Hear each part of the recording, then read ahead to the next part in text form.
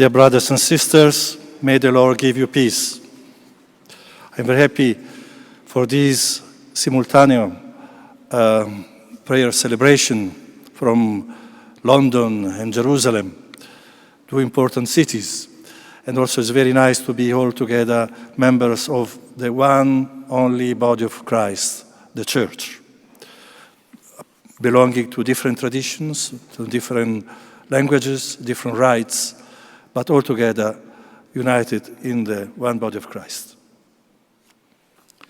Today, churches around the world are commemorating and celebrating the anniversary of perhaps the most important event in church history since the birth of the church itself.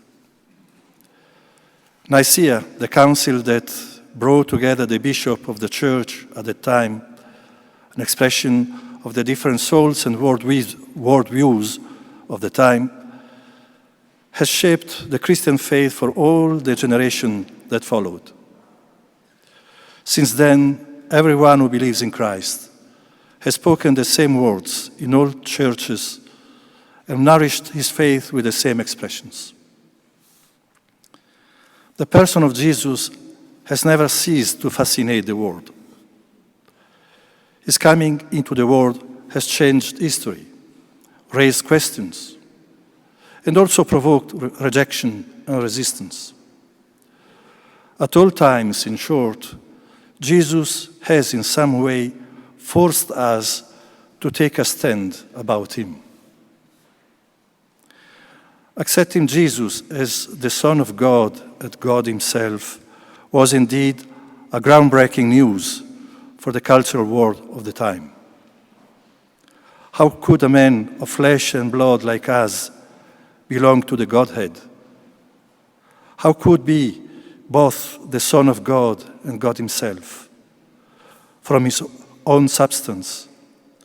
How could a man die and rise again, be man and God?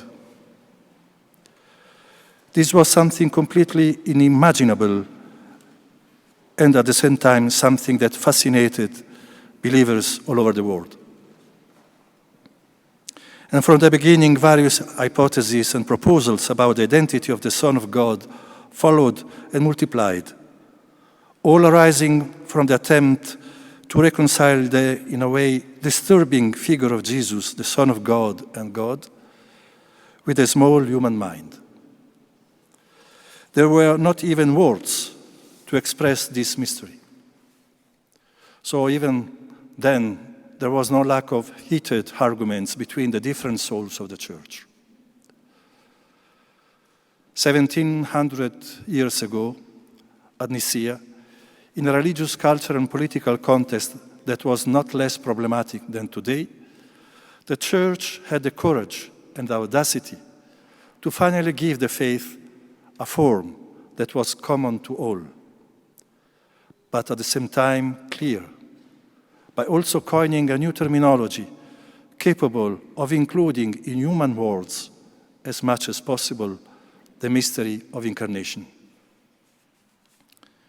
Since then, as I said, Nicaea has remained for each of us an indispensable point of reference for the life of our respective churches, from the understanding and definition of faith to the date of Easter and much more. Nicaea was, in short, the moment when the church was able to interpret the need to say the faith, to express it according to the cultural categories of the time. As far as human language was capable, the church was able to give expression to the mystery of the Word made flesh and dwelling among us, and to his constant presence in the church. Of course, history has shaped the life of our respective churches ever since. We have experienced divisions, even painful ones. We have all had to reckon with our small and large infidelities that have wounded the one body of Christ, the church.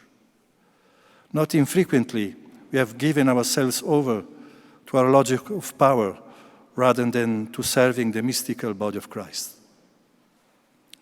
But even in all our smallness, Nicaea has remained an indispensable reference for everyone to this day. Orthodox churches, Catholics, Anglicans, Protestants, and many other churches, every Christian, regardless of which church they belong to, cannot avoid coming to terms with what the bishops of the church 1700 years ago were able to work out, certainly under the action of the Holy Spirit. We live today in times that are not very different from those of 1,700 years ago. On one hand, the political complexities and the logic of worldly power which subjugate entire peoples pose a great challenge to the life of the churches. And we as Church of Jerusalem, we know this very well from our own body, our flesh, our experience. But the cultural world and the various manifestations of what we now call modernity also challenge the life of all our respective churches. The anthropology, the idea of man, the concept of family, the need for community, the role of technology in personal social life, the emerging economic and social structures, the migratory movements of entire peoples, the increasingly religiously and culturally plural societies, and so on. The list of the manifestations that the modern world produces is numerous and even epochal. And in this context, as the one Church of Christ, we are all called to give an answer to the questions that people are asking today, to respond to the needs, desires, and concerns of today's men. Our answer is the same as it has always been and will never change. Christ is the answer. But just as 1,700 years ago, we are called today to speak our faith in Christ boldly and courageously, intelligibly and clearly. There is no question of rewriting the Nicene Creed. There is no need. This text will still and forever be the reference for the life of all believers in Christ. Instead, it is a question of making these words and expressions credible and understandable of today's cultural world.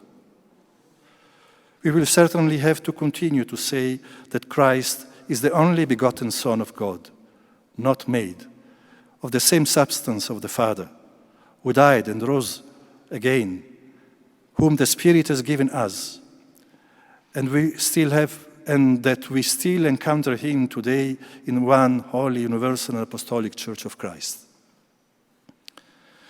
There is only one way to give concreteness and vitality, understanding and credibility to these expressions that are seemingly distant from the lives of people today.